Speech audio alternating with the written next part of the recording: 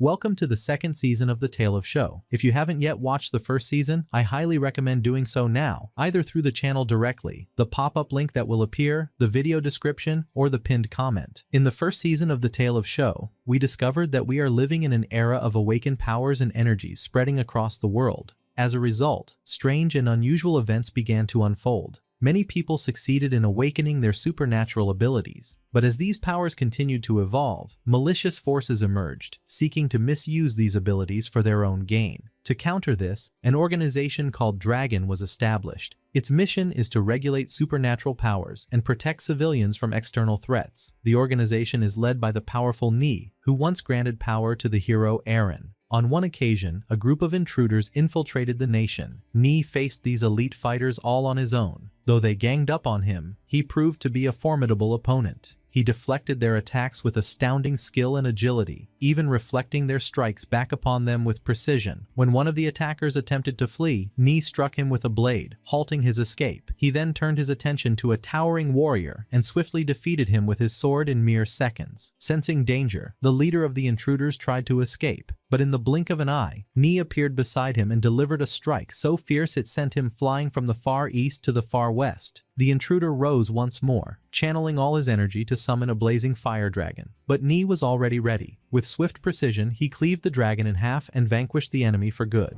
Meanwhile, our protagonist, Sho, remains a humble high school student who sells tofu in the afternoons. His main skill? Trickery. To earn points from people through clever deception. One day, a plump man wearing a wig approached Sho, hoping to buy his famously delicious tofu. Sho told him, "It's truly special. It'll bring back your youth." The man was stunned, and his wig fell off from the shock. Sho turned his face and asked, "So, how many would you like?" The man replied, "Give me 2, no 3. But Sho, seeing an opportunity, said, "Unfortunately, there's only 1 left." The man agreed, "Fine, I'll take it." Sho then slowly waved the tofu before him and said, "Sorry, this one's just for display." All the while, Sho's point counter was rapidly ticking up as the man desperately begged to buy it at any price. Just then, Sho received a message from his teacher. That evening, a school meeting was scheduled for parents only. The staff at the door weren't allowing anyone but parents to enter. Sho, disguised as one of them, approached. The attendant gave him a knowing glance and let him in. Sho walked proudly into the meeting hall, where all the parents were gathered. One of them was complaining that his son had faced serious danger in the woods and was nearly lost. Leo's father stood beside him and said, "My son was lucky. He didn't even get a scratch." A woman in front of him added, "We all know your son is brilliant. He's surely destined for a bright future." The man chuckled proudly. Then another woman said,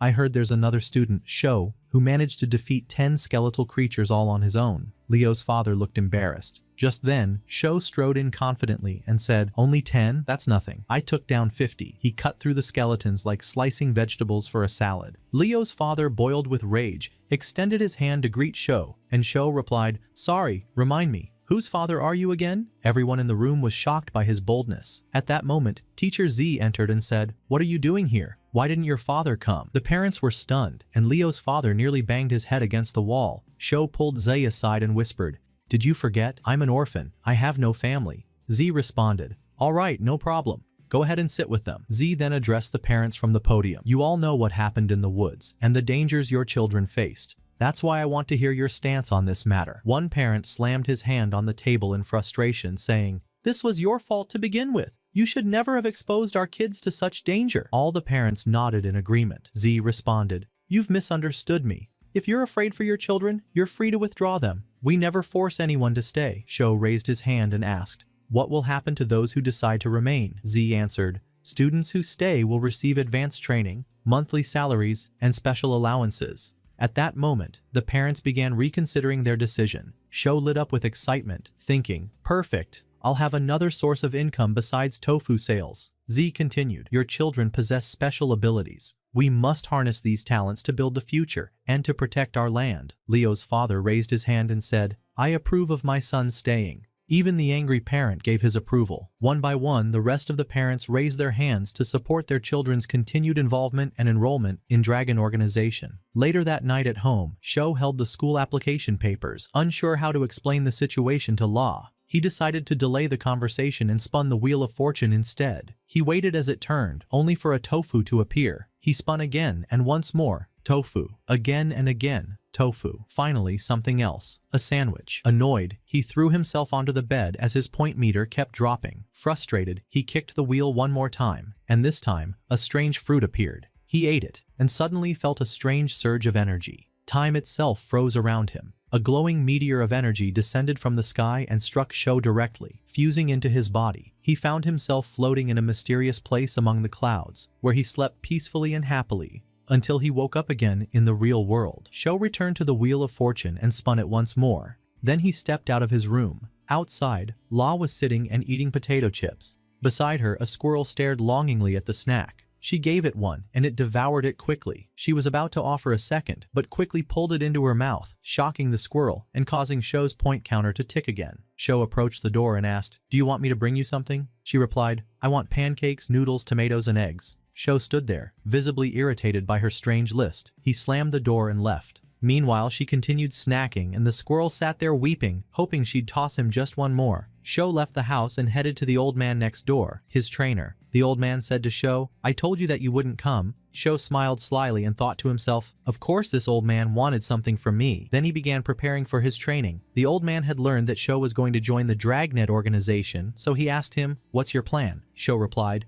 "I have no plan," and took points from him, which annoyed the old man. Sho explained, "Don't get me wrong. I mean, as long as I live happily with love, that's enough for me." At that moment, the old man took his sword and handed it to him, offering advice about power. He warned him that those who gain power may grow distant from themselves over time and end up harming others. Then he said, "Let's continue our sword training." He began explaining how to channel his energy properly, how to control the sword's power, and how to use it in battle. Afterward, he gave him the sword, saying, "You're still at the beginning and need more training." Sho gripped the sword, gathered all his energy, and struck the air. With the very first attempt, he managed to slice a tree leaf in half. The old man stood up, entered his house, and slammed the door in fury. He was deeply upset that Sho had succeeded on his first try. Still, he gave Sho 1,000 points at once. The next day, Sho's friend Ji came to visit him at his house after a previous invitation. While walking around the house, Ji noticed the stickers Sho's sister had put on the fridge and asked, "Where's your sister?" Sho replied, "Still asleep." Ji said, "Though our classmates don't like you because of the tofu stall you run, your house is never messy.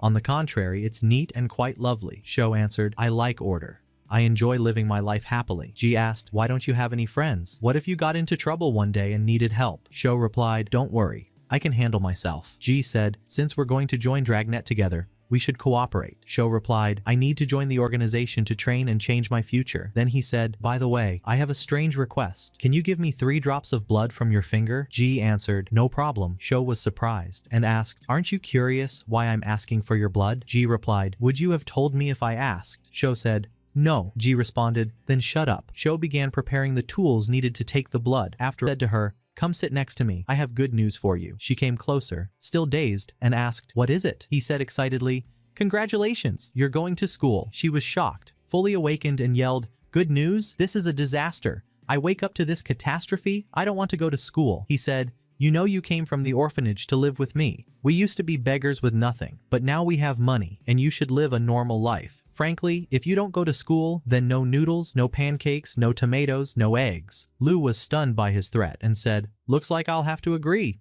For the sake of noodles, pancakes, tomatoes, and eggs." Sho turned his face and said, "Mission complete. All respect." She said reluctantly, "Fine, I'll go to school." He brought her some food he had gotten from the Wheel of Fortune so she could have breakfast before leaving. She was still in shock that he was serious, especially when she saw points flying out of her in anger. After finishing breakfast, she left the house and walked toward the squirrel who was eating apples with the rats. She grabbed a broom and chased the rats away, saying to the squirrel, "Don't hang around those rats again, they'll corrupt your brother." Sho called out to her, "Come on, change your clothes quickly." Then he prepared the blood sample he took from Ji and the documents that were to be delivered to the school. He said to her, "We'll meet with Director Xiao tonight to hand him these documents so he can recommend you." In the evening, Sho met with Director Xiao at the restaurant and handed him Lu's documents. Lu was extremely upset about going to school, while Sho looked very pleased. Afterward, Sho returned to the old man to resume his sword training. The old man asked him, "Why didn't you tell me you were sending Lu to school?" Sho replied, "Of course I can't do without your services. You'll be doing her homework." The old man was deeply annoyed and points started leaking out of him. Then he asked, "Did you meet with the Shiab and give him a test tube containing blood?"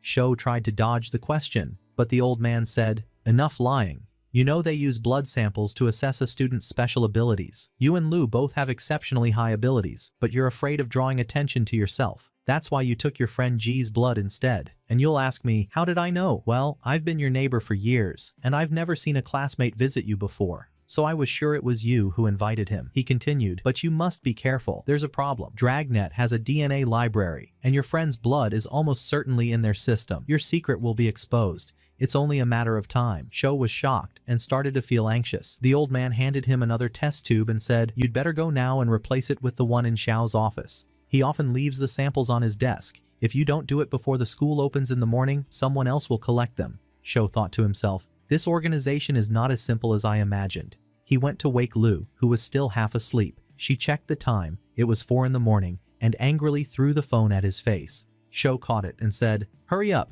I need you to bring out your personal criminal. Despite being grossed out by him, she went out and brought the corpse, which was still laughing from season 1 because of Sho. Lu looked at him and said, this is all your fault, you jerk. That laughter is from the food you gave him, you scoundrel. Sho said, the important thing now is for you to take him to Xiao's office and replace the test tube there with this one. The criminal took the tube and dashed off to complete the mission. Lu said, since you woke me up this early, why don't you treat me to breakfast? Sho replied, let's finish the mission first. Then he activated the formation eye and sent his phantom into the sky to monitor the criminal, who was running at full speed. He reached the school, which was heavily fortified with guards and surveillance cameras, but Lu expertly controlled him, making him avoid all the guards until he reached Xiao's office and entered through the window. He searched for the tube, and once he found it, he quickly made the switch. Now it was time to escape. Lu tried to guide the body to retreat quietly, but unfortunately, one of the guards spotted him, raised his weapon, and said, surrender. The corpse began laughing, and the guard was completely baffled. Lu shouted, this is all your fault, you idiot!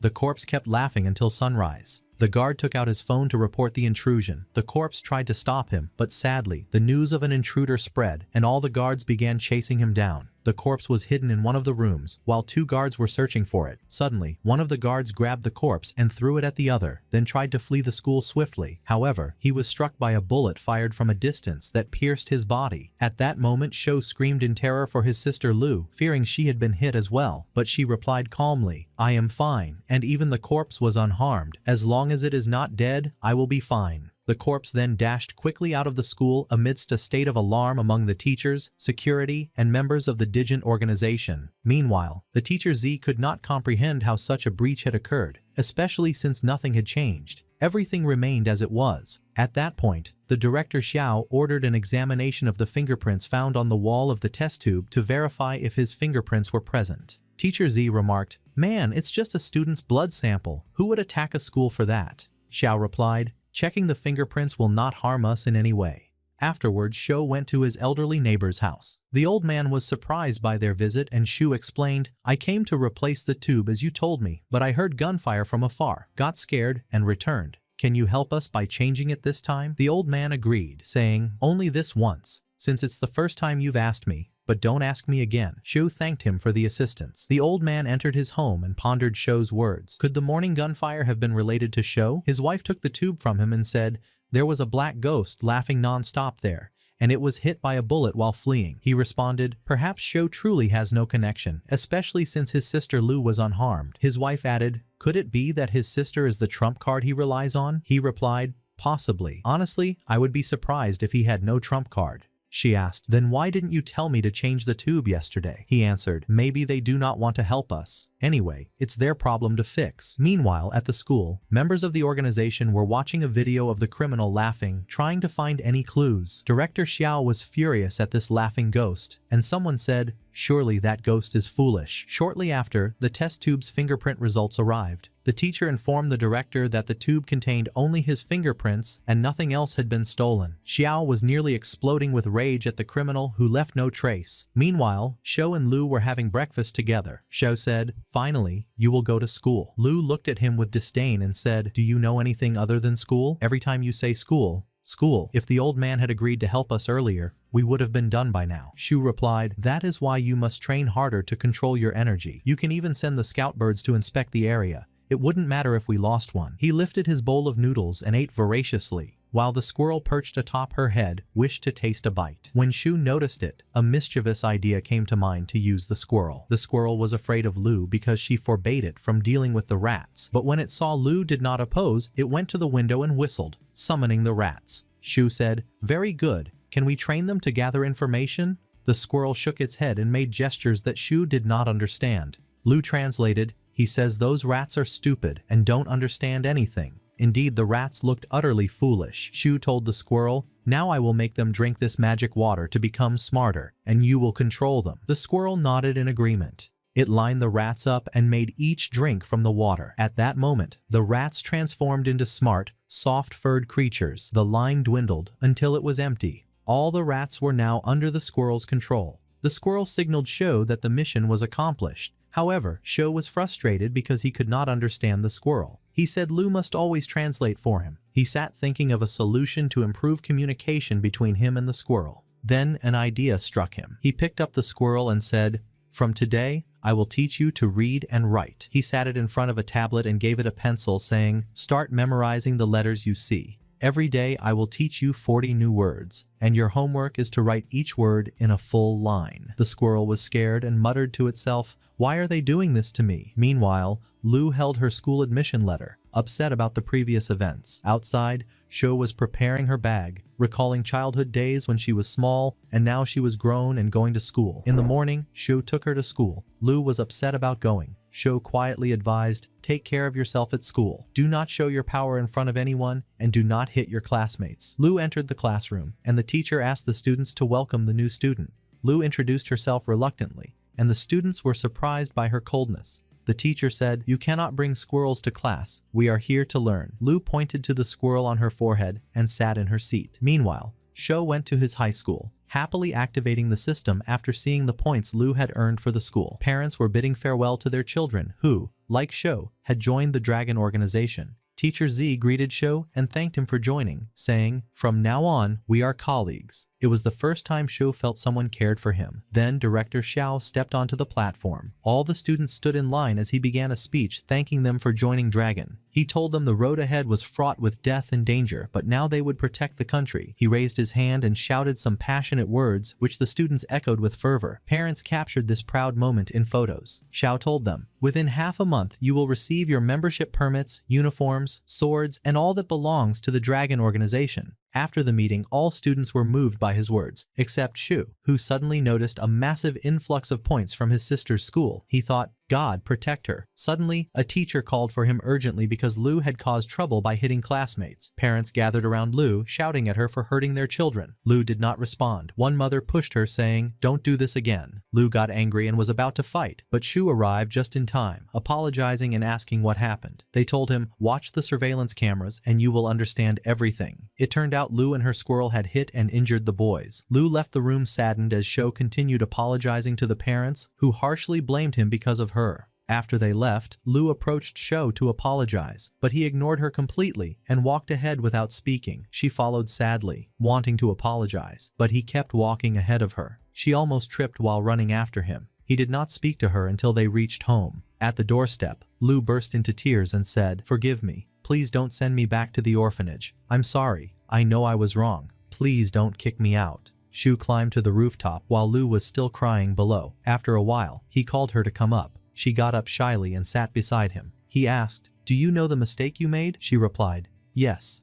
The mistake was bringing the squirrel with me." He said to her, "We must always act wisely because this world is harsh. Therefore, we must be strong, but at the same time, we must be cautious and maintain a balance between strength and caution. Although your power is great, it must not be used to harm others. You must realize the consequences before you take any action." She replied, "Understood." He approached her and said, "I have forgiven you for what you did." She asked him, "And what did you do today?" He answered, "I am about to enter a new matter today, and I want your opinion. Should I fight for the people or not?" She said, "Of course, you must fight for them. We must fight if the people we love are in danger, like our old neighbor, his wife, the nearby vendor, and all those important to us." He said, "I am not talking about them, but about people we do not know. Should we fight for those whose faces or names we don't even know? And all this just because someone called for fighting and defending them? Why would anyone risk danger or death for nothing?" She touched his head and said, "Defend our country. By doing so, you also protect those we love." Sho laughed and said, "You have become a wise person now." She stood beside him and said, "But I was happy when you defended me today." He replied, "Of course no one can bother you as long as I am here, but we must admit our mistakes when we make any." The two of them continued talking and laughing together, then stood up joyfully, wishing to always remain well. In one of the old Chinese buildings, a student was training in swordsmanship, with his teacher standing beside him. The teacher was not pleased with the student's performance and said, "You need to train more daily. If my master were still alive and saw your level, he would have died because of you. With your current abilities, you need 20 years of training to open the gate." The student heard these words, threw his sword on the ground, feeling frustrated, and began to cry. The teacher approached him and said, "Do not be upset. Train well, and you will reach your goal. If my master were here, he would have brought you sweets."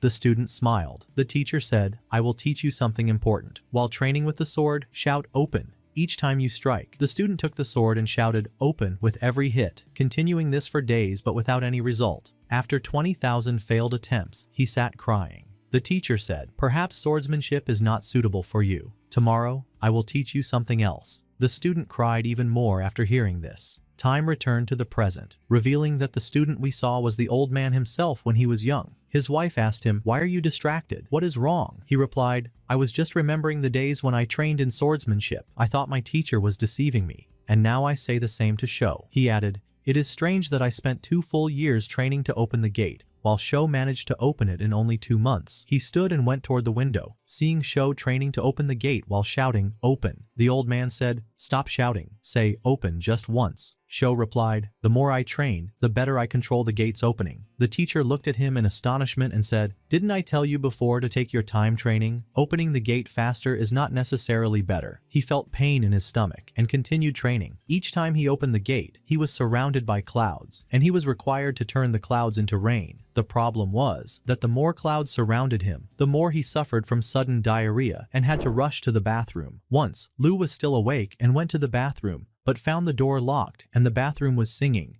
He said, "Is it not enough that I run the bathroom? Now it sings too." He came out and said, "I was not singing. You must have misheard me." She passed by him on the couch and said, "I am sure I heard you singing." He said, "No, I was searching for a trip for us." She was very happy with the idea and said, "We know we are students and get tickets at half price. We must seize the opportunity and go on many trips before graduation." He said, "I have never ridden the green train before, so this time we will take it. And next time, we'll fly." He took his phone and searched for tickets. She looked and said, "The green train takes 22 hours. You are so stingy." He laughed and said, "This is a new experience for you." She was very annoyed. The next day, Sho was training with the old man in swordsmanship. The old man was teaching him new skills, and Sho was impressed. He gave him the sword and said, "Show me if you can perform this move." Sho grabbed the sword, opened the gate, and moved to the clouds. He began practicing turning the clouds into rain but did not succeed. The teacher said, "Did you see how difficult this is? It requires a lot of training. In our days, we didn't sleep to master the clouds, so you must be mentally prepared." Sho said, "Such training will be very enjoyable." The old man was shocked and said, "Enjoyable?" Sho took the sword and tried again. The teacher entered and watched Sho controlling the clouds. Sho was very focused and skilled. In the end, Sho succeeded in dropping a raindrop, turning the clouds into rain, and producing a distinct gust of wind. The old man was amazed because the powerful ancestors, when turning clouds into rain, had a distinct sound like the wave of the sea. He asked his teacher about this sound, who replied, "I do not know. I have never heard it before. But the elders say it sounds like the sea wave." Currently, the old man was very annoyed because all this training caused him severe diarrhea. Sho said, "I feel I succeeded in turning clouds into rain." The old man said, "Don't be too happy. You have a long way ahead. After turning clouds into rain, you must turn rain into rivers and rivers into seas." Then the old man rested while Sho continued training. After a while, Sho said, "I have decided to go on a trip with Lu." The old man was happy and said, "It's good to change the atmosphere and go for leisure." The next morning, Sho woke up early, had breakfast with Lu, packed their bags for the trip, and set off. Lu ran quickly to beat Sho to the station. When they arrived, Sho said, "Was it necessary for you to buy a pink bag? How can a man like me carry a feminine bag?" She said, "I bought it because I'm a girl. You don't like it? That's your problem." Sho was shocked by her reply, and everyone at the station stared at them. Sho took the bag and inspected it. The clerk asked him, "Is this pink bag yours?" Sho replied, "Yes, it's mine." The clerk apologized. "Sorry if I was mistaken." He checked the bag and asked, "Does it contain animals?" "The rules prohibit animals on the train." Sho said, "Do you mean the squirrel? It's a toy. not a living animal. Just decoration. The clerk looked suspiciously into the squirrel's eyes while it remained still. A man passing by was eating chips, and the squirrel, very hungry, couldn't resist. It stared at him, which startled the clerk, and Sho took them away. Sho said to the squirrel, "From now on, you will see tough days. I will make you memorize 80,000 words a day." The squirrel tugged at its hair and then looked at Lu, who was wide-eyed. Sho asked, "Can you climb?" The squirrel replied, "Yes." Sho said, "Quickly pass through this opening, and we will meet on the platform in front of the train." The squirrel climbed up, gave the OK sign, and went ahead. Sho and Lu arrived at the platform in front of the train with 2 tickets. Sho said to her, "I have a lower bunk and a middle one. Which do you prefer?" She replied, "I'll take the middle bunk." At that moment, a squirrel leapt down toward them from above. Lu handed it a chip, and the squirrel nearly burst into tears from joy, overwhelmed by her kindness. Sho asked in surprise, "What's wrong with it?" It was time to board the train. Lu was thrilled. They entered and headed toward their cabin, where they found 4 young men playing cards in their seats. Sho said politely, "Excuse me, this is my seat." The young man with purple hair replied, "Sit down for now. We'll finish the round, then get up." Sho knocked on the upper bunk and asked, "What's this?" The boy replied, "The upper bunk." Sho knocked again and asked about the other one, the middle bunk. What else would it be? A third knock. "And this one?" The boy answered sharply, clearly annoyed. "The lower bunk, obviously." Sho responded, "No, this one is my lower bunk." The young man grew irritated. "What do you mean? I won't let you sit on that bed." But Sho felt an aura emanating from them. He immediately knew the boy was a student from the Doujin class, yet so low-ranked that even a squirrel could likely beat him. The boy's classmate intervened. "Enough, leave him be. We're from Doujin, we don't need to get into fights with ordinary people." Sho smiled. "Excellent. So, you're from Doujin?" The boy replied, "Yes, what about you?" Sho answered confidently, "I'm a reformist." The girl, Lyra, burst out laughing at his appearance. The boy sneered, "And what exactly do you reform?" Sho replied, "I reform people I don't like." The boy was stunned by the response and nearly threw a punch, but his companions stopped him just before the ticket inspector arrived. They had no choice but to give up the seats. Sho placed the pink suitcase on the top rack. He and Lu stood, mesmerized by the view, as the train moved through the landscape. That evening, while Lu was asleep, Sho snuck off to a private spot and swallowed a fruit. He began training, and soon a phantom sword appeared in his hand. He started to channel energy into it. When he launched an attack, the glass in front of him shattered. Sho was stunned. He felt his power had doubled since unlocking the gate. He tried to replicate it, but failed. He knew he hadn't mastered it yet. He approached the window and muttered, "I suppose I'll have to pay for the broken glass." He went to the inspector's room, left some money, and walked away without being seen. By morning, Sho tried to wake Lu, but she refused. He said, "Get up quickly so you can use the restroom before it gets crowded." She didn't respond. He teased, "If you get up now, I'll make you noodles." She jumped up immediately. They went together to brush their teeth. Sho began preparing noodles as promised, while Lu waited. Sho brought the noodles, though he seemed uncomfortable, likely due to yesterday's training. Lu took the noodles and began to eat. Across from them, the 4 young men from earlier were talking about the black market. The purple-haired boy said to his friend, "Some people sell weapons, magical tools, even enchanted stones." She scoffed. "Are those your relatives? Can we even trust them?" He replied, "We'll go and see." She said, "But I don't even know the price of a magic stone. My family only gave me 50,000. He responded, "I have 120,000. Sho suddenly remembered what his friend G had said in Season 1, that a single enchanted stone could cost up to 100,000. He smirked slyly. The boy noticed and asked, "Why are you laughing?" Sho replied, "If someone had a magic stone, how much do you think they'd sell it for?" The boy laughed mockingly. "The weak make up for their lack of power with money." Sho said, "So your problem is poverty then?" The boy snapped, "Who are you calling poor? And what power do you even have? Look at what you're eating.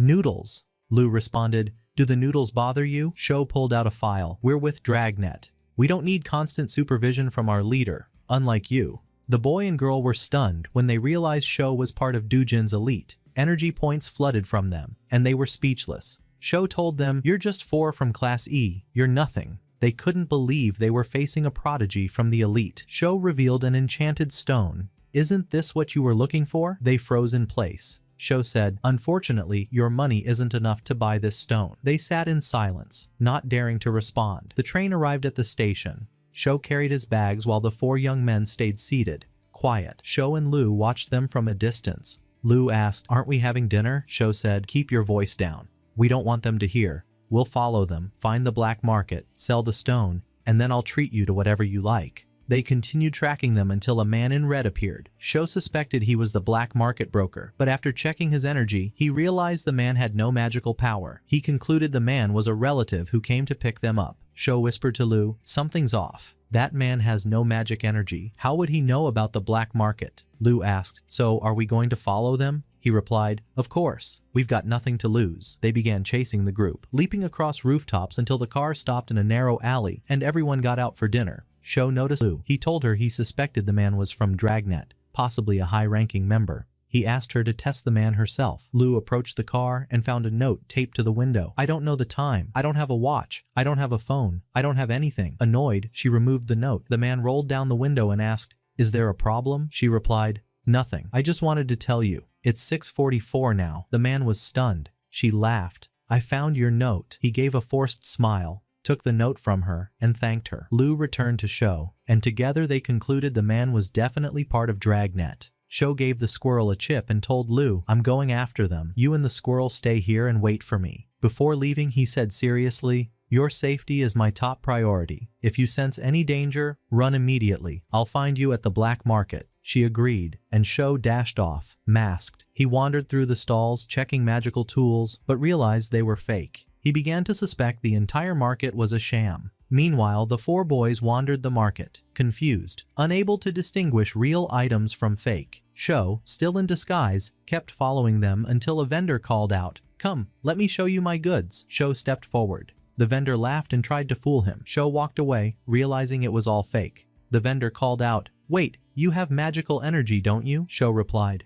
"Why do you ask?" The vendor said, "Because I have exactly what you're looking for." Sho approached. The vendor whispered, "We don't show the real items out in the open, but if you're a true fighter, I'll show you what I'm hiding." Sho said, "Sounds great. Just try to sound a bit more convincing." The vendor said, "I don't have magical weapons, but I do have an enchanted stone." Sho replied, "Show it to me." The vendor said, "First, show me your power." He placed an orb in Sho's hand, asking him to demonstrate. Sho crushed it instantly, then smacked the vendor on the head, knocking him down. The vendor stood up and said, "All right, follow me." The man kept walking with Sho silently following him until they reached a small room. He knocked on the door and someone came out, instantly sensing Sho's power. He realized Sho was one of the awakened, from Class A. Without a word, the man pulled out a small box and closed the door behind him. Sho opened the box and the man revealed the magic stones inside. Sho exclaimed with amazement, "Incredible! These stones are better than the ones I already have." The merchant replied, "I wanted you to realize I'm not like the other sellers. They all deal in counterfeit goods. None of them have anything genuine like what I carry." Sho asked, "And how much do you sell them for?" The seller said, "Forget the price for now.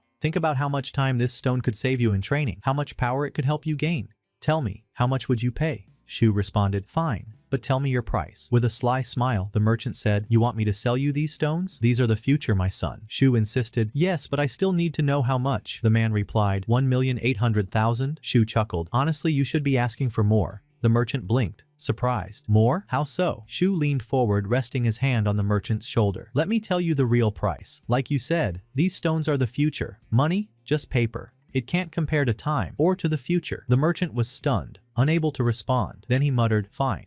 I'll sell them to you for 200,000. Sho replied, 200,000? That's a very reasonable price." The merchant handed over the stones, but before walking away, Sho placed his hand on his shoulder again and said, "Did you see what I just got? I now own the future. For just 200,000. What do you say? Want to buy it from me?" The seller stammered, "I mean, that's still a bit expensive." Sho replied, "All right then, let's settle it at 180,000. Like we originally said." The merchant fumed, but eventually gave in after a long negotiation and sold the stones for just 118,000. Sho took the money and tucked it away. The seller muttered, "I can't believe I sold you something that valuable." Sho replied calmly, "Don't worry, I still have more." The merchant was speechless. After Sho left, the seller sat down with the man who had originally handed him the stones. It turned out to be his son. The two began discussing Sho and the terrifying strength he had shown when he shattered the orb in mere seconds. The merchant pulled out one of the stones, reflecting on everything that had happened. Meanwhile, Sho double-checked the money and confirmed it was real. As he walked, he murmured to himself, "Back when I sold tofu and eggs, I never even came close to this kind of money." He continued on his way, until suddenly, he sensed a magical aura coming from a nearby merchant wearing a face mask. Curious, Sho approached him to investigate. He started browsing the goods. Sho asked,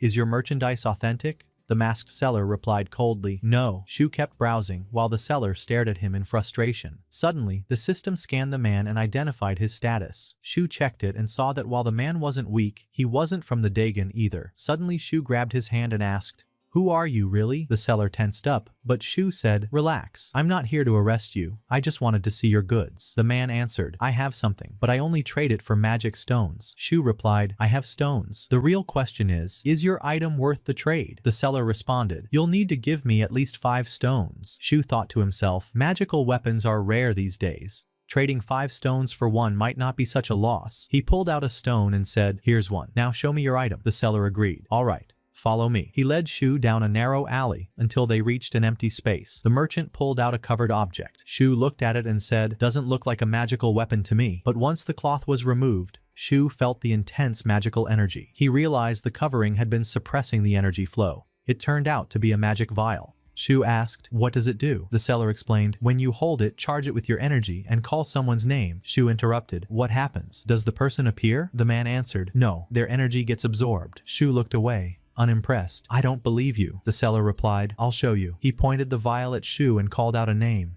The vial charged up and shot energy at Shu, but Shu dodged it in time. Shu thought, if that person had really been nearby, would it have absorbed them? Then he asked to try it himself. He took the vial, called out someone's name, and the energy began to build. Suddenly, Shu's star map appeared, disrupting the process. He thought to himself, "So, I need to pour my own energy into it for it to work." The seller was confused that it hadn't activated, but Shu said, "Your item is broken, man." The seller gasped. "What?" Shu returned the vial. "It doesn't work. I don't want it." But the seller grabbed his arm. "You just saw it work. The problem's with you." "Fine. I'll lower the price. 4 stones." Shu paused, thought, and then accepted. He handed over 4 magic stones. The seller threw him the vial and shouted, "No returns, no refunds," then ran away. Shu stepped out of the alley and removed his mask. As he walked through the market, a boy with purple hair spotted him and said, "You were following us, weren't you?" Shu placed a hand on his shoulder and said, "This market is full of wonders. Buy whatever catches your eye." Then he left and returned to Luo, who was fuming because her shirt had been torn. Shu had used it as a mask. He told her, "Don't worry, I'll buy you a new one. Besides, I made a lot of money today. How about I treat you to some meat tomorrow?" Luo lit up with excitement, already imagining the meat, her mouth watering. She said, "Then let's hurry and sleep so we can eat tomorrow." Shu replied, "Wait, there's still something left." From the rooftop, he spotted 4 guys passing below. He said, "I got a new weapon and I want to test it now." Luo kicked him and snapped, "Stop bullying people." Shu answered, "It's not bullying. I'm just testing its effect." He charged the vial with energy and hurled it at the purple-haired boy, but the boy sensed the attack just in time. He would have discovered them if they hadn't hidden at the last moment. The 4 guys left, finding no one there. Shu thought, "Did he sense me? No. It must have been the vial. Maybe it alerts the person whose name you call." He tested it again on a man sleeping in a cart. The man instantly woke up and hit his head. Shu muttered, "Something's wrong. I was told this thing would absorb people, but that guy tricked me." He looked at the vial and said, "Let's go. Tomorrow I'll treat you to that meat." The next morning, they went to a restaurant. Shu ordered 3 plates of meat. The chef was confused why 1 plate was for a squirrel but still prepared the food. Shu stood in front of him, insisting repeatedly, "More meat, more meat, more meat." The chef, frustrated, replied, "Why don't you come cook it yourself?" Luo finished her plate quickly and was thrilled with the meal. The squirrel, however, still had a full plate. Shu took a piece from the squirrel's plate and gave it to Luo. The squirrel nearly cried and snapped his stick in frustration. Shu asked him, "Did you memorize the words I gave you yesterday?" The squirrel glanced quickly at his plate and silently finished what remained. Luo was absolutely delighted with the meal, stolen as it was, while the squirrel was fuming. Meanwhile, Shu sat back thinking, ever since that squirrel ate the enchanted apple, his energy has increased a lot. I wonder what would happen if I gave him another one. Luo then asked, "Where are we going next?" Shu replied, "To the station. We're heading to Mount Ryo." At the station, Shu took out a magical apple and said to the squirrel, "This is a reward for you." The squirrel didn't believe it at first, but he couldn't resist the apple and devoured it in one bite. Suddenly, his strength increased, and fur began to sprout from his body. At that moment, the driver called out to Shu to board the bus, so he said to her, "Let's get on quickly and continue our conversation later." Before boarding, Shu noticed the vendor he had seen yesterday also getting on, heading in the direction of the mountain. Shu and Lulu boarded the bus, and Shu kept his eyes on the vendor in front of him, sensing that he was anxious. The man was carrying a strange-looking compass. Then, the 4 young men they had met the previous day boarded as well, and one of them joked, "Are you following us everywhere, man?" The bus took off, accompanied by a tour guide who began talking about the 3 days they would spend on the mountain. He explained to them about Mount Ryo, saying that its name was derived from a princess of ancient times. According to legend, this princess possessed a mirror, and one day, overwhelmed by sadness and anger, she hurled it to the ground, shattering it into 2 halves. One half landed on the eastern hill, the other on the western hill. By sunset, they had reached the mountain and began setting up their tents. Shu and Lulu sat facing the sea, enjoying the beauty of the sunset. He asked her, "When do you feel happy?" She replied, "When I go shopping with you, or when I see you cooking, and we sit down to eat together afterward. I truly find happiness when I eat with you." At that moment, she recalled all the times they had shared meals together, and they both savored the sunset. Suddenly, Shu sensed something strange. He saw a person radiating fiery energy running toward a motorcycle. As soon as he saw him, he realized it was Yang, the fire-wielding sorcerer who had appeared at the beginning of Season 1, whom the Dragon Organization was trying to capture. He was the same person who had attempted to burn Shu's hand in front of his house but had failed. What was strange this time was that the energy emanating from him was far more powerful than before, clearly from a different level. Shu decided to follow him to understand what he was planning. He said to Lulu, "I'll be back in a bit. Get the tent ready," then took off in pursuit until he saw him reach a tent where the vendor Shu had bought from was waiting.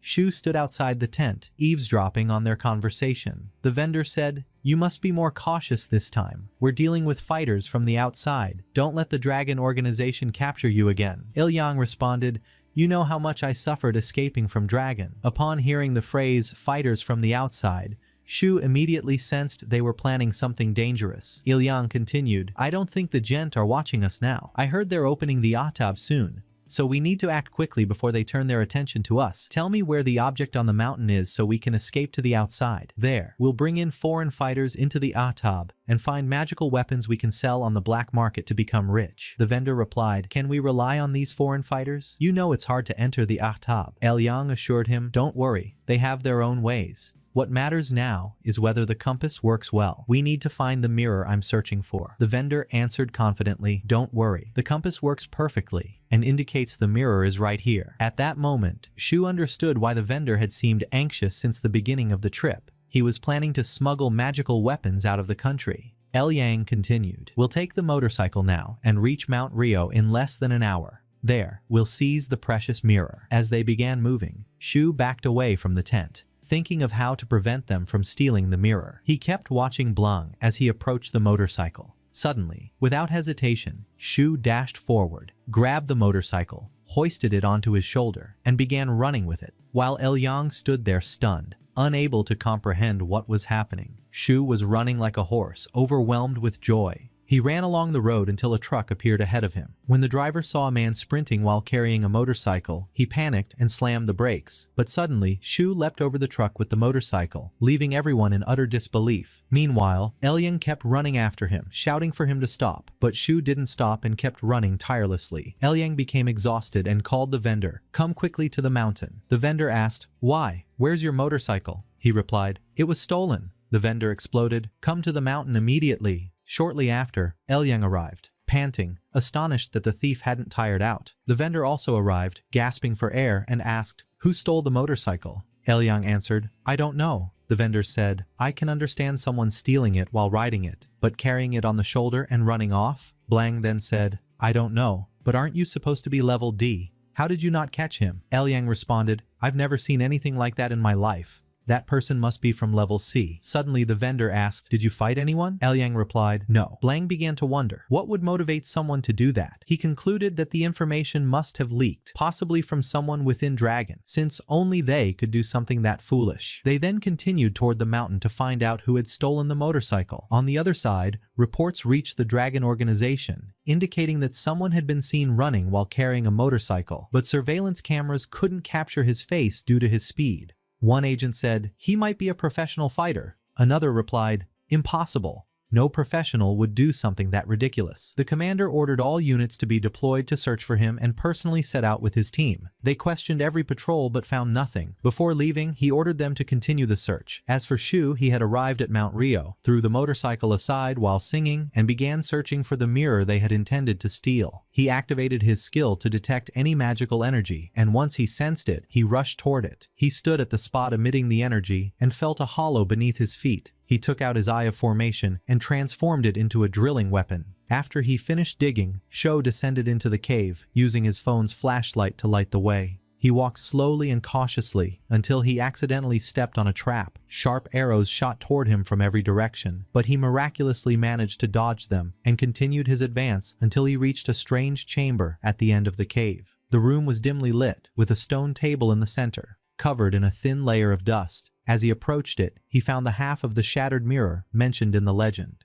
The moment he tried to touch it, an intense light burst from it, nearly blinding him. He couldn't open his eyes, which burned and turned red from the brightness as tears streamed down his cheeks. At that moment, he received a system notification informing him that the two individuals who had been chasing him had reached his location. They had stopped outside the cave, near the motorcycle lying on the ground. Liang turned to the seller and grabbed him firmly, saying, "This means he's looking for the mirror too. You must have betrayed me," the seller replied angrily. "Me? How would I even know where your bike was? How can you accuse me of betrayal?" Liang shouted. "I didn't tell anyone where it was. That means it must be you," the seller retorted stubbornly, "and I didn't tell anyone either." Liang replied curtly, "It doesn't matter now. Take out the compass so we can locate the mirror. We'll settle our score later." The seller pulled out a magical compass which pointed to the same spot inside the cave. The two of them hurried toward the hole that Sho had dug. Liang stood at the edge and said to the seller, "You go down first," the seller protested. "Why should I go down? Why don't you just burn the whole place and be done with it?" Sho shouted from inside the hole. "Don't burn it. I'm coming up now." Liang asked, "What did you find down there?" Sho replied,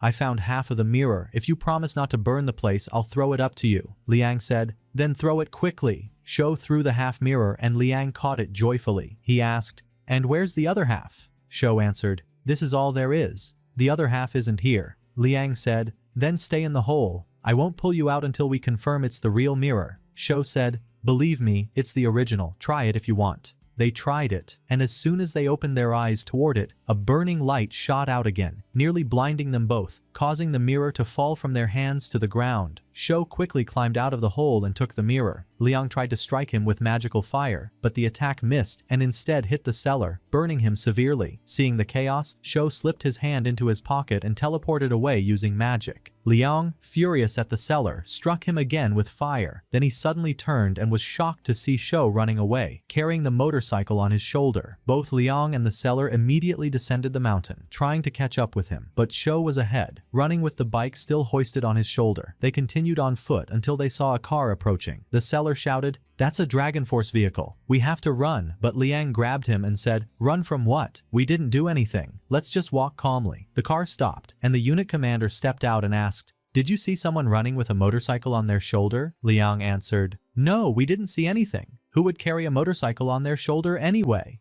The commander smirked sarcastically and continued on, then suddenly stopped the car again and said, "Wait a second. You two are wearing strange clothes. Who are you? And what are you doing here?" The seller panicked and started laughing for no reason. Liang turned to answer, but he was no longer beside him. He had already run off. The seller was forced to chase him, but the commander got out of the car and unleashed a magical skill that summoned vine-like cuffs, which wrapped around the seller. He cried out, "Liang, help me!" Liang paused and launched a fire attack at the commander, but the commander blocked it easily and ordered the rest of the team to chase Liang. Meanwhile, the seller kept screaming, "Don't leave me!" But Liang ignored him, so the seller pointed at him and shouted, "The one running away is Liang. He's from Category D and is a fugitive from Dragon Force." As soon as Liang heard that, he turned back furiously and launched a fire attack at the seller, who quickly pulled out a magical cloth that reflected the attack and set the whole area ablaze. The commander then realized the seller was trying to burn the entire site, so he ordered his forces to capture him immediately. The seller shielded himself with the magical cloth and stayed hidden, while Liang attacked the team again, but the commander blocked his attack. In that moment, rage burned in the commander's eyes. He activated one of his strongest skills.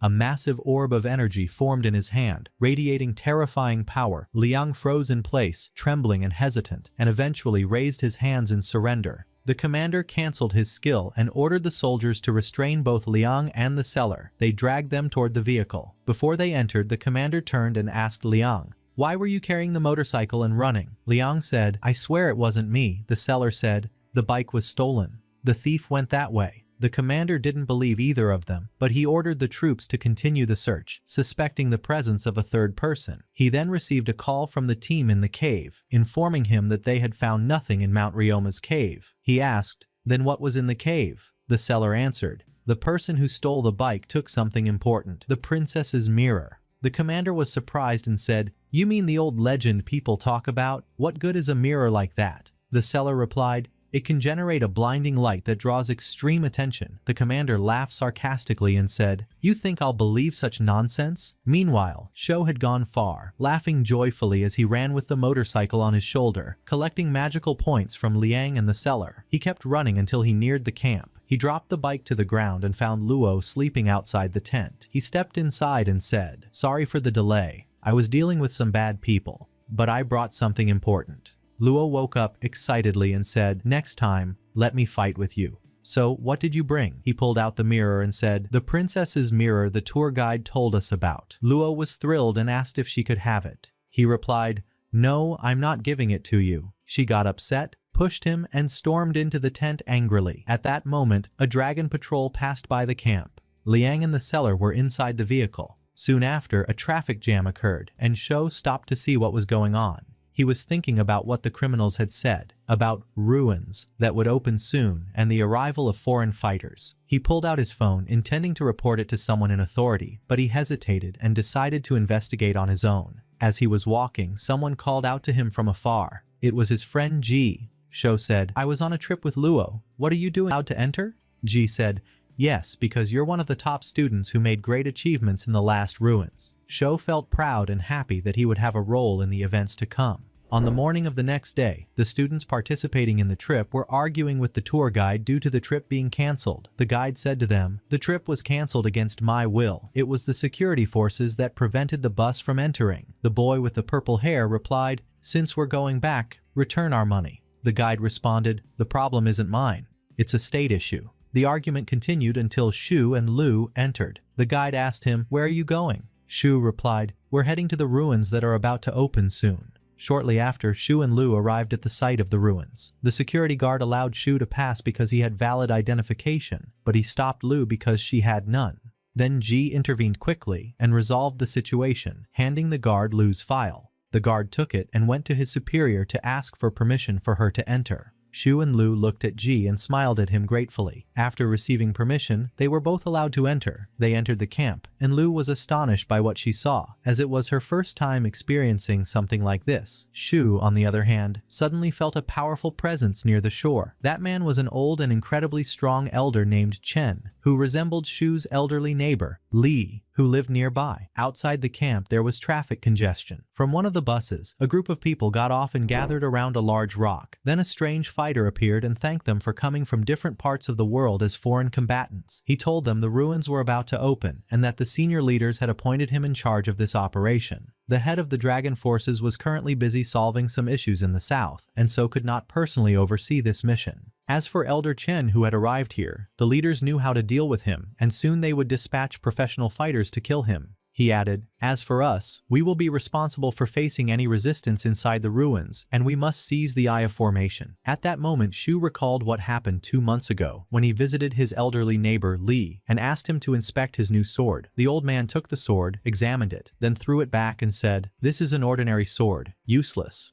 Shu felt disappointed. The elder said to him, "Don't be sad. We are of a different lineage than the dragonette. We use the sword of mind. With it we can turn anything into a sword." Shu replied, "But this sword of mind isn't something you can buy with money." The old man's face darkened upon hearing those words. He walked off to drink water, then returned and said, "The sword you have can be enhanced by adding certain materials." Shu asked him, "What do you think of today's fighters? Are they talented?" The old man replied, "Yes, there are talented ones. The commander of the dragon forces is the best fighter in the East, a true elite genius. He's responsible for the borders, and with him there, no foreigner dares breach them. The second genius is his assistant, Sure. He's the true founder of the dragonette after me, though he doesn't have many qualifications. His will and determination are the core of his talent. With people like these, no one knows what the future may bring. And then there's the fighter Xiao, who runs like a madman. Shu and the elder laughed when Xiao's name was mentioned. The old man continued, "There's also an elder named Chen, responsible for protecting the south. His strength is astonishing after decades of training, but his problem is his temper. He's always grumpy and short-tempered. At that moment, Shu returned to reality and realized the strong breeze he felt earlier by the sea had come from Chen himself. Shu stood there thinking, will these foreign fighters be different from the rest of the camp? Soon after, he took Lu and led her to the tent. As they passed by the cook, Lu smelled the food and stopped, unwilling to move. Shu had no choice but to carry her himself to the tent. Inside the tent, they met a chubby student named Xuan, who greeted them and introduced himself as an E rank. When Shu saw his watch, he kept staring at it. Xuan didn't understand what had caught his attention. Shu was mesmerized by the golden watch on Xuan's wrist. His eyes sparkled with a love for money. He grabbed Xuan's hand and said, "My name is Shu. I'm also E rank. You said your name is Xuan, right? Where are you from? How old are you? How much did that watch cost?" Lu and the squirrel were baffled by Shu's behavior. Shu snapped out of his amazement and felt he had ruined the mood, while Xuan stood shocked and speechless. Shu shook his hand and walked away. He then met another person wearing a suit. Shu said to him, "I heard you accomplished something in the last ruins." The man introduced himself. "My name is Gao, D rank." At that moment, Xuan got angry and said, "I came to greet you earlier and you ignored me. Do you hate me?" Shu pushed him aside and told Gao, "I'm the one who achieved those accomplishments in the ruins." Gao asked, "How are you still E rank?" Shu feigned modesty and replied, "Unfortunately, I'm E rank, the lowest among the awakened." Xuan whispered to Shu while looking at Lu, "Why did you bring kids with you? I heard the commander say that when we enter the land of radiance, we won't be able to fight if they're with us." Shu said,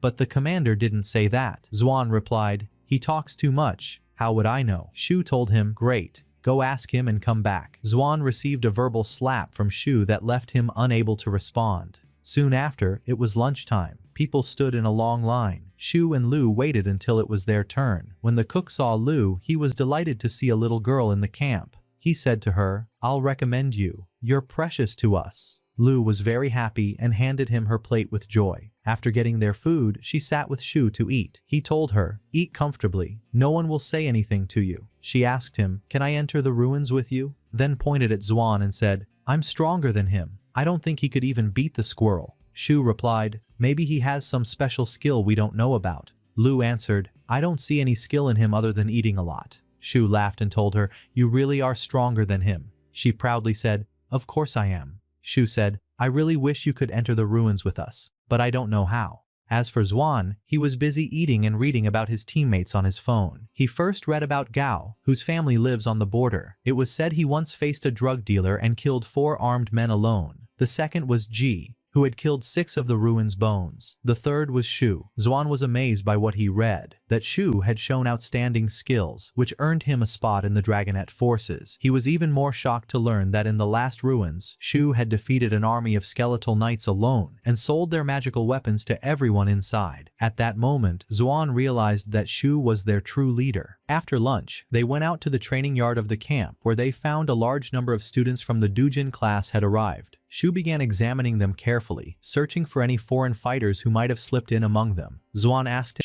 Xuan raised his hand and said, "My watch costs 80,000, and I have even more expensive things at home." Gao said, "I don't understand what's so entertaining about boasting over an 80,000 watch." Xuan thought to himself, "You must be jealous." Ji then said, "I don't know these students' qualifications. I fear they'll be a burden like in the previous ruins. Some of them got scared and couldn't handle it." Xuan replied, "Right. Do you guys know a girl named C?" Gao said, "I've heard of her. They say she killed all the monsters in the last ruins." Shu said, "You're right. C really is a genius fighter. She managed to defeat many monsters with incredible skill and strength." At that moment, C arrived at the camp. Shu said, "There she is." Xuan went to greet her and introduce himself, but she ignored him. Then Gao straightened his tie and greeted her, but she ignored him too. The two of them stood speechless, and the 4 of them continued walking onward. Zhuo asked Xuan, "You still don't know who's going to be in charge of the team this time?" Xuan grew irritated by the question and replied, "I have no idea who it'll be. All I know is that this person has a bad temper and is easily angered. But a word of advice. Don't speak English in front of him." Zhuo asked, "Why shouldn't I speak English in front of him?" Xuan answered, "You could never guess the reason, but what's important is that you avoid English altogether. The consequences could be dire, especially if you mix English with Chinese." Moments later they reached their tent. Ji asked him, "Why are you so focused on Xuan's watch? Planning to make a fortune like you did last time?" Zhuo smiled and answered, "Of course I want to. As you know, life needs money. I'm not like you. I have a family to support." Ji looked at him sternly and said, "A day will come when you'll have to choose between money and protecting people. What will you choose then?" Zhuo replied, It's true people love money, but if we go through life just barely getting by, we won't have to rely on cheap means to get it. Ji was pleased by his response. He then showed Zhuo his phone and said, "There's some info saying the strength of the beasts inside the ruins varies each time." Zhuo asked, "Are you saying this time will be harder than the last?" Ji replied, "Yes." Just then Lu entered and said to Zhuo, "I found a beautiful spot here. Come with me. I want to take some amazing photos by the sea." Zhuo pulled out his phone and said, "Take your pictures here." But she replied, "No, I want beautiful ones." Zhuo flared up. "Have I ever taken bad pictures of you before?" In the end, they went together to the sea. Lu was overjoyed by the scenery. They walked until they reached an old man named Qin, standing with his back to the sea. Zhuo and Lu were about to return to camp when Elder Qin said, "Stop. Who told you to leave?" They were puzzled. Zhuo asked, "Do you need anything, sir?" The old man replied, "I've heard good things about you from Xiao. Hopefully we'll do a fine job together in the ruins." Zhuo laughed, and Qin responded, "You laugh?" Then suddenly, he performed a powerful skill that made the birds fall into the sea. Zhuo was stunned and thought to himself, just how powerful is he? The old man approached him and said, "What you did in the last ruins annoyed me. Are you planning to interfere with my work too?" Zhuo was flustered and replied, "No." The elder said, "Wait. If you do plan to interfere, then say so. If not, then be honest." Then he looked at Lu and said, "Well, little one, how about taking the old path and training under me?" Lu hid behind Zhuo and said, "I don't want to." The elder was shocked, and points appeared above his head. Zhuo thought to himself, when I refused to train with him, no points showed up. But when Lu refused, they did. That means he only wants Lu to train under him. The old man was surprised by how quickly she refused. He then said, "The ruins will open soon. Use this time to train well." Zhuo and Lu thanked him and started to leave. But just seconds later, he called Lu back. "What skill have you awakened? Sure, others may like your skill, but I might not." Zhuo said, "It's top tier." The elder was surprised. Lu hid behind Zhuo once more. He told her, "No one will dare mess with you if you train under me, so what do you say?" She replied, "No." He said, "I'll give you a magical weapon if you agree." She answered, "No." He snapped and asked, "Why don't you want to train?" She replied, "Because some people are hot-tempered and ill-mannered." The old man grew furious and asked, "Who told you that?" Then he unleashed another skill, making the birds fall into the sea again. At that moment, the fog began to draw near. The elder informed them that the ruins were about to open. Then suddenly, he called out to everyone in the camp to get ready. The fighters gathered and were divided into teams. Zhuo was assigned to one of the teams. He said, "Once we enter the ruins, we'll find ourselves in a random location. We won't know if it's dangerous or not, so we have to be ready." Zhuan, lifting his earpiece, replied, "Don't worry, we're together." Zhuo asked him, "What's your skill?" Zhuan said, "I'll tell you, but don't laugh. My skill is that I don't feel hungry when I'm full." Zhuo said, "What kind of skill is that?" "None of us feel hungry if we're full." Zhuan clarified, "Actually, when I eat good food, I can last 15 days without eating again." Zhuo burst out laughing and said, "What an amazing skill! I don't know how we'll survive without you." Zhuan suddenly felt worthless. Then he looked at Lu and asked, "Is this little girl really going into the ruins with us?" Lu gave him a scornful look. Suddenly, Elder Qin said, "This little one is stronger than you, by the way. And you, idiot, mind your own business." Zhuan nearly collapsed, but when he realized it was his grandfather speaking, he shut his mouth immediately. The grandfather said, "Don't open your mouth again or I'll throw you out." Zhuo looked at Xuan and understood that Elder Qin was his grandfather. Lu asked Xuan, "Have you ever dared to speak English to him?" He replied, "No, never." They continued walking as the fog thickened. Zhuo held Lu's hand and said, "If we get separated, let's meet in the center of the ruins. I'll wait for you there." She replied, "Okay." She was thrilled to finally work alongside Zhuo. Then they pierced through the fog and entered the ruins. At the same time, the villains and foreign fighters were preparing to break through the fog as well. Zhuo arrived at a place resembling a forest, accompanied by some students who had landed in the same area. The students were terrified of the forest they found themselves in and wanted to hide from danger, while Zhuo silently observed them. They remained frightened until a student named Wei, of a high rank, arrived. One of them said,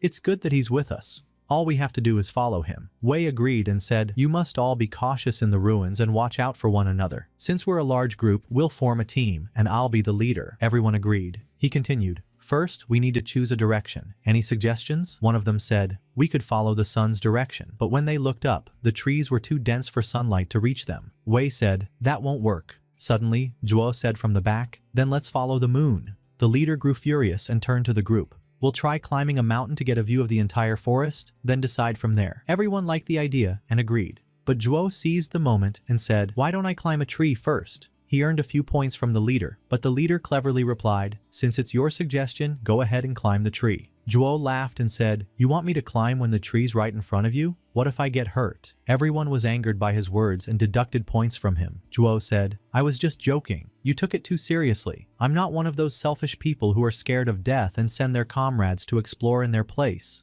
The poor leader couldn't respond from sheer frustration, while Zhuo opened his system, delighted by how many points he'd gained. The team continued walking until they stopped by a tree. Zhuo climbed its trunk. Suddenly, a snake appeared and attacked him, but Zhuo grabbed its tail before it reached him, opened its mouth, and pulled out its fangs. The snake too emitted frustration points. Then Zhuo threw the snake down onto the students' heads, earning a large number of points. As he stood on the tree, he thought, if animals give off points too, why not take advantage? I could pull their fangs one by one. He felt the sturdy trunk beneath his feet. Looking around, he saw a vast forest stretching into the horizon. He then remembered what Ji had told him. The strength of spiritual energy in the ruins isn't constant in every area. Zhuo began to sense the spiritual energy around him and detected a massive force coming from ahead. He realized this must be the center of the ruins. Just then, the leader Wei called up to him. "What did you find?" Zhuo shouted, "Wow!" They asked, "What did you see?" He replied, "Lots of trees. Come see." The leader nearly lost his mind. Zhuo said to him, "Come enjoy the stunning natural scenery." The leader collapsed to the ground, cursing him. Zhuo climbed down and said, "Night is approaching. Let's find a good place to camp." But the leader and the team completely ignored him. Seeing this, Zhuo turned back and looked toward the tree to scout the area again. Then he walked over to the nearby grass and began searching until he found an animal's skeleton. He panicked and called out to the leader to come see it. But the leader replied, "I'm sure you just want to show me more scenery, right?"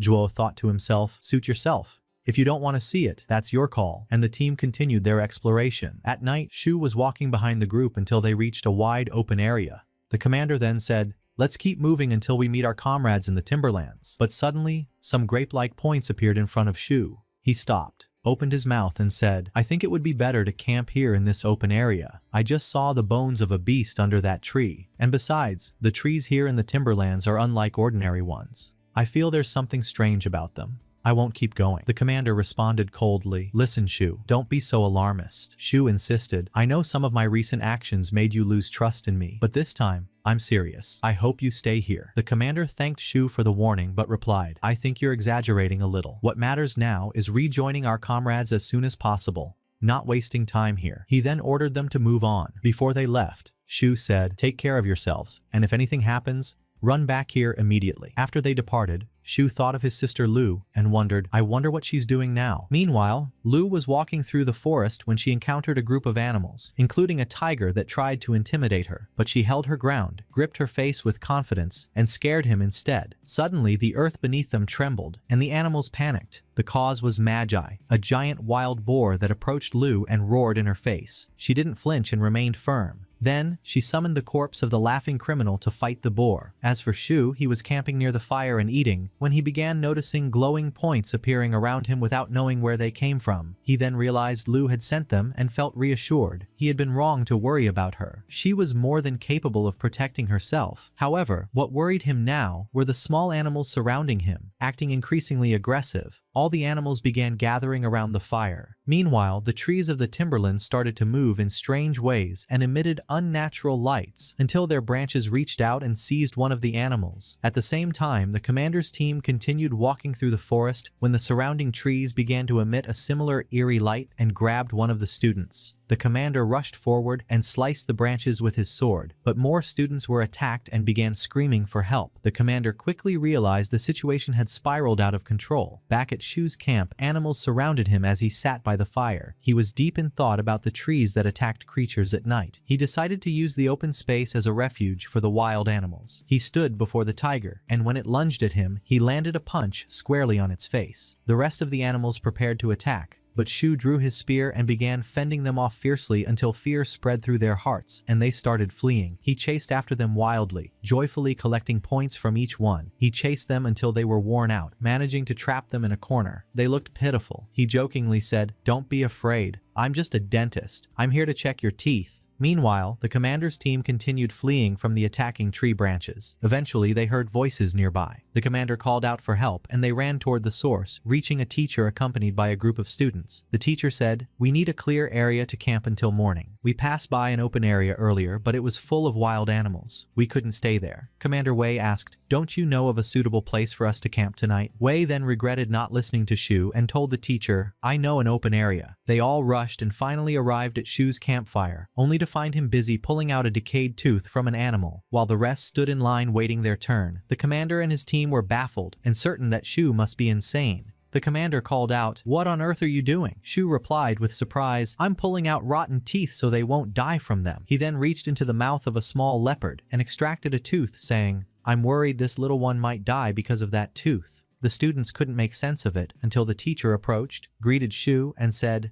"The forest is extremely dangerous at night. We've come to camp with you. Don't worry, we'll help you kill these animals." Shu became angry and snapped, "These animals are innocent. Why would you kill them? I'm just examining their teeth, for their own good." Then, he took some points from the teacher. The teacher asked, "What if these animals attack us while we're sleeping?" Shu looked at the animals and they all shivered and nodded their heads, as if to say, "We won't attack." So, the teacher informed his students they'd camp there for the night. Wei sat beside Shu and apologized for not listening to his advice. Shu smiled and said, "Apologize for what? You're the one who got hurt, not me." Wei left, and the teacher asked Shu, "What do you think about joining us tomorrow?" Shu replied, "I have important things I need to take care of. I suggest you join the other groups as soon as possible. Every night, find an open area to sleep in." The teacher was puzzled and asked, "You'll walk alone in the forest? You should stay with us. At least if you face danger, we can help you." But Shu remained silent, then stood up and went to sleep. The next morning, the teacher and students woke up. The teacher felt like he hadn't slept well and began looking for Shu, but he was nowhere to be found. One student was about to brush his teeth and had put toothpaste on his brush, but the teacher stopped him and said, "Don't waste the water, it could run out and we'd all die. Conserve it until we find a reliable source." He then thought to himself, "If we had killed a few animals last night, we'd have enough food now, but Shu wouldn't let us." Suddenly, he felt a strange movement behind the bushes. The ground trembled beneath them. He quickly alerted the students, drew his sword, and told them to prepare for battle. A group of animals appeared, walking in a single line toward them, led by the giant wild boar, Magi, with Lu riding on its back. The teacher and students were stunned. He asked in shock, "Who are you?" She answered, "I am Lu, beast tamer. I have a question. Have you seen a tall young man, about this height, named Shu?" As for Shu, he sneezed in a faraway place while walking, as if he could feel someone talking about him. The teacher pointed to the path Shu had taken, and Lu was overjoyed. She would finally be able to see him again. She took off with her animals in search of him. And with that, the second season of Shou's Tale comes to an end. If you'd like to see the third and final season, let us know in the comments. Don't forget to subscribe to the channel to stay updated with new videos, and turn on the notification bell so you won't miss a single episode. Hit the like button to show your love for this story. We'll see you in the next video. Take care.